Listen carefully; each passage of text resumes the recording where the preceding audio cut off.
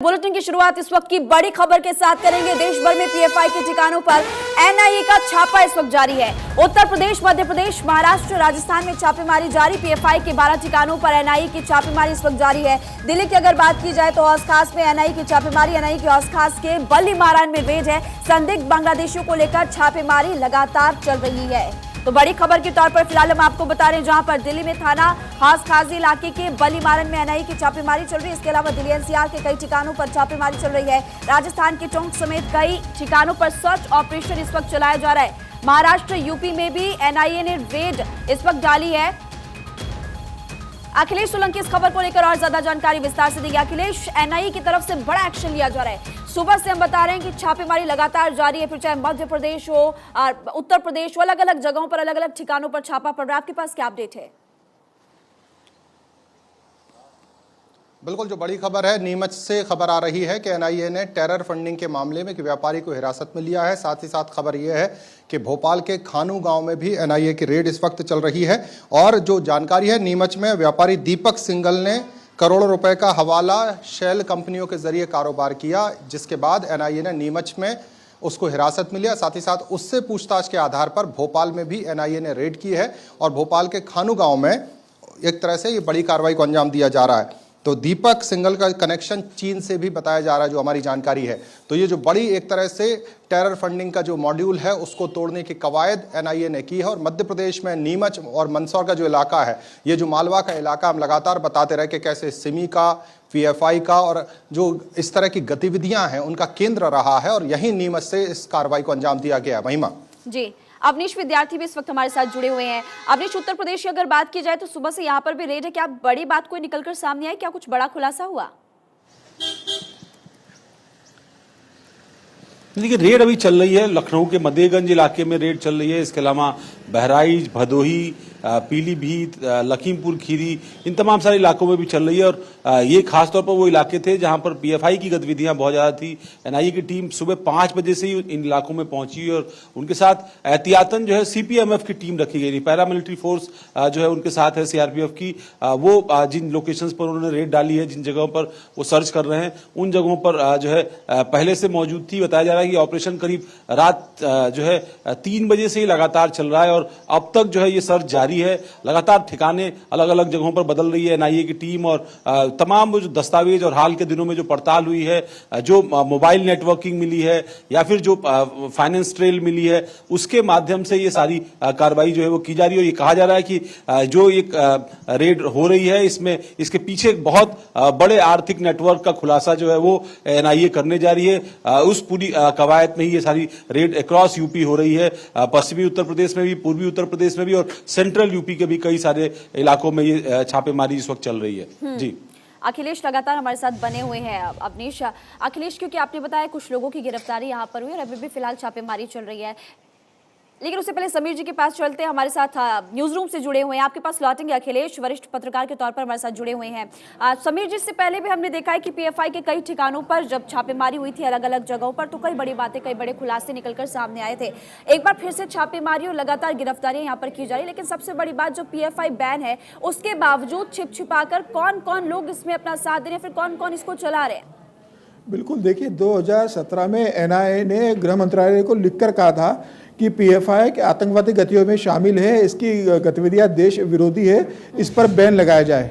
केंद्रीय गृह मंत्रालय ने पीएफआई पे बैन लगा दिया था। और आप देखिए, बैन लगने के 5 से 7 साल होने के बाद भी पीएफआई की गतियां दक्षिण में ज़्यादा जा रही है। आप देखिए, आज महाराष्ट्र में छापा पड़ा है, राजस्थान में छापा पड़ा है, उत्तर प्रदेश में है, तमिलनाडु में छापा पड़ा है, कर्नाटक में छापा है। तो पीएफआई बैन करने के बाद जो पीएफआई के सक्रिय कार्यकर्ता था, जिन्हें हवाले से पैसा मिलता था देश के अंदर कट्टरतावाद फैलाने के लिए, मुस्लिम युवाओं को भड़काने के लिए, आतंकवादी गतिविधियों के लिए उकसाने के लिए, वो पूरे देश में मॉडल ऑपरेशन कर रहा था। और एनआईए की छापेमारी उसी के खिलाफ की गई है।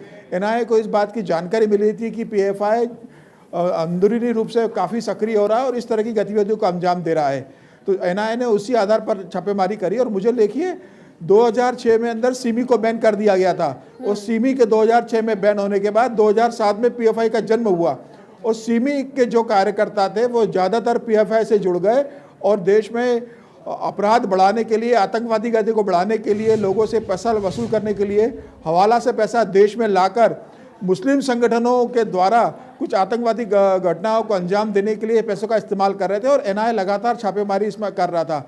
मुझे लग रहा है एनआईए के पास बहुत पुख्ता सबूत थे, उसके आधार पर एनआईए ने आज विभिन्न राज्यों में छापेमारी की है और ये मॉडल को टूटना बहुत जरूरी है। और मुझे लग रहा है जब से केंद्र सरकार 2014 से भारतीय जनता पार्टी की आई है, उसके बाद से लगातार इस तरह के आतंकवादी घटनाओं को अंजाम देने के पीछे जो संगठन थे, जो पीछे छुप के काम करते हैं, उन पर तेजी से एक्शन लिया जा रहा है। एक्शन लिया भी जाना चाहिए जो देश विरोधी गतिविधियों में शामिल होते हैं और देश को बदनाम करने की कोशिश भी करते हैं। मैं लौटूंगी आपके पास, अखिलेश लगातार हमारे साथ जुड़े हुए। अखिलेश, क्योंकि आप बता रहे थे कई लोगों की गिरफ्तारी यहाँ पर हुई है, क्या किसी तरह का कोई विरोध वहां पर उस वक्त देखने को तो नहीं मिला? और कितनी देर ये छापेमारी चलने वाली है?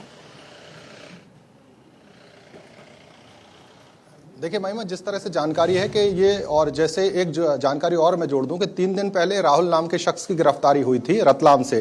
तो मालवा का जो इलाका है मध्य प्रदेश का कितना सेंसिटिव, और अब हिंदू जो हैं कहीं ना कहीं टेरर नेटवर्क से जुड़ते नजर आए। दीपक सिंघल जिसको हिरासत में लिया गया है, इसका हवाला का कारोबार था, हवाला के जरिए कई देशों में ये कारोबार कर रहा था, जिसकी भनक एनआईए की एटीएस को लगी और जिसके बाद इसकी गिरफ्तारी हुई है। साथ ही साथ ये बताया जा रहा है कि जीएसटी चोरी का भी इसने पूरा तंत्र बना रखा था। शेल कंपनियों के जरिए हवाला कर रहा है, जीएसटी चोरी कर रहा है और ये जो पैसा है वो ट्रांसफर हो रहा है टेरर जो इकाई है उनमें। तो उससे जब पूछताछ होगी, कड़ी पूछताछ उससे हो रही, हिरासत में लिया गया, पूछताछ के बाद और भी इनपुट्स आएंगे और वही इनपुट जो पहला इनपुट आया उसके आधार पर भोपाल में भी खानू गांव में एनआईए ने दबिश दी है। किसी तरह के कोई विरोध की खबर नहीं है, क्योंकि आप देखिए महिमा, जब भी एनआईए या एटीएस कार्रवाई करता है तो तड़के करता है और किसी को कानो कान उसकी भनक नहीं होती। कार्रवाई होने के बाद ही लोगों को पता चलता है कि एनआईए ने कोई यहां पर कार्रवाई की है।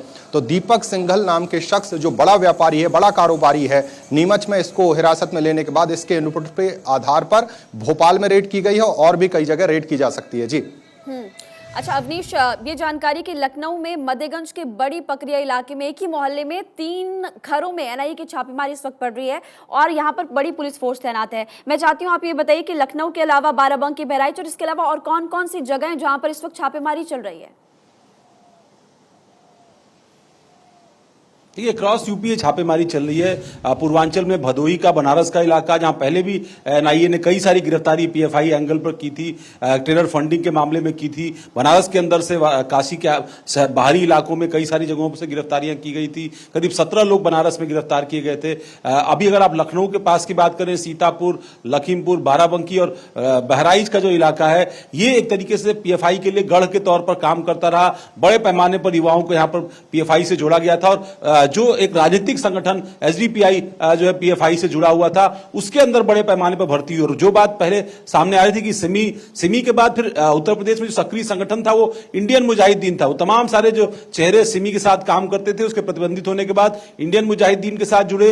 जब उनकी कमर तोड़ी गई तो वो सारे पीएफआई, एसडीपीआई, तमाम और दूसरे संगठनों के साथ जुड़ते चले गए। पर उस मॉड्यूल को क्रैक किया गया उत्तर प्रदेश के अंदर। यही वजह है कि अब जिस रूप में वो सामने आ रहे हैं, कभी वो राजनीतिक चोला ओढ़ लेते हैं, कभी वो कोई व्यापारी बन जाते हैं, अलग अलग भूमिकाओं में सामने आते हैं। पर महत्वपूर्ण दस्तावेज जो है वो एनआईए के पास है और उन्हीं के आधार पर, इन पुख्ता इंफॉर्मेशन के आधार पर ये सारी चीजें की जा रही हैं। बाकायदा बुकलेट्स के माध्यम से चंदा तक वसूला गया और वो भी पैसे को जो है वो जो है टेरर एक्ट्स में जो है इस्तेमाल किया गया। तो कई सारे अलग अलग एंगल है, कई बड़े खुलासे अखिलेश उस दौरान भी हुए थे। मुझे लगता है कि आज भी चूंकि छापेमारी चल रही है तो दोपहर बाद तक कई बड़े खुलासे यहाँ पर हो सकते हैं। एहतियात भी इस वक्त हमारे साथ जुड़े हैं। एहतियात, आपके पास क्या अपडेट है?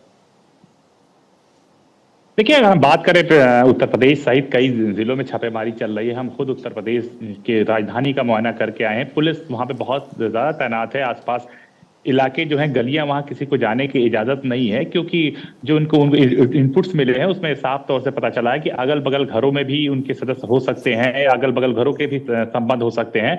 आला अधिकारी भी इस मामले पर कुछ बोलने को तैयार नहीं। उनका साफ कहना है केंद्रीय एजेंसियों ने हमसे सहयोग मांगा, इसलिए इलाके को हम सील किए हुए हैं और केंद्रीय सैनिक बलों के साथ साथ उस घरों की तलाशी हो रही है। कई ऐसे इलाके हैं, घर हैं जो गलियों में रहते हैं, जो काफी दिनों से पीएफआई से लोग जुड़े हुए थे, उसकी तलाशी हो रही है। खासतौर से भौगोलिक भौगोलिक परिस्थितियों को देखते हुए इनके किन किन लोगों से संबंध है उसकी जांच हो रही है। इसके साथ साथ हम बात करें तो दूसरे जिलों में भी छापेमारी चल रही है, लेकिन जो स्टेट के अफसर हैं वो इस पूरे मामले में कुछ भी बोलने को तैयार नहीं। उनका साफ कहना है कि ये एनआईए की तरफ से छापेमारी है और पीएफआई के ठिकानों पर छापेमारी हो रही है। ऐसे में हम कुछ बोल नहीं सकते, हमारा साफ जो कानून व्यवस्था का पॉइंट है हम उस पर फोकस कर रहे हैं। इसलिए उन सब इलाकों में किसी मीडिया कर्मी या किसी अन्य लोगों को जाने से साफ मनाही है, ताकि किसी तरह की जांच एजेंसियों को काम करने में कोई दिक्कत का सामना न करना पड़े। जी समीर जी, आप सिमी, फिर उसके बाद हिजबुल मुजाहिदीन, पीएफआई और भी ऐसे ना जाने कितने संगठन होंगे छोटे छोटे जो छिप छिपा कर ऐसे काम कर रहे हैं। जरूरत है उन पर कड़ा एक्शन लेने की।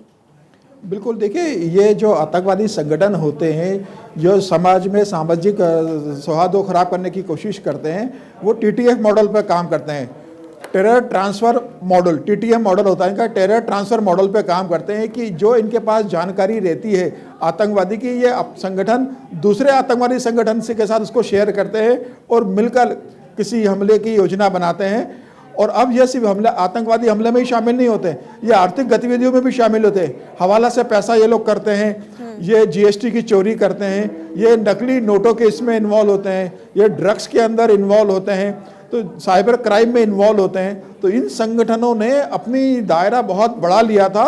2014 में प्रधानमंत्री नरेंद्र मोदी और केंद्र सरकार के लगातार इन आतंकवादी संगठनों के ऊपर जिस तरह से करारा प्रहार किया गया, उसके बाद इनकी कमर टूट चुकी है और लगभग सभी बड़े आतंकवादी संगठन जितने भी देश के अंदर ऑपरेट हो रहे हैं वो सभी बैन हो चुके हैं। लेकिन दक्षिण के कुछ ऐसे एरिया जहां वो लंबे समय से ऑपरेट करने के कारण वहां पर उनको थोड़ा सहयोग मिलता है। वही बिल्कुल, तो ऐसी स्थिति में मुझे लग रहा है माफ कीजिएगा आपको रोकना पड़ा, समय की थोड़ी कमी, क्योंकि हमने देखा था दक्षिण में भी उस वक्त कैसे ज्यादा इंपैक्ट इन संगठनों का देखने को मिले, तो उसके बाद इस तरह के एक्शन लिए गए थे। फिलहाल के लिए आप सभी का बहुत बहुत शुक्रिया।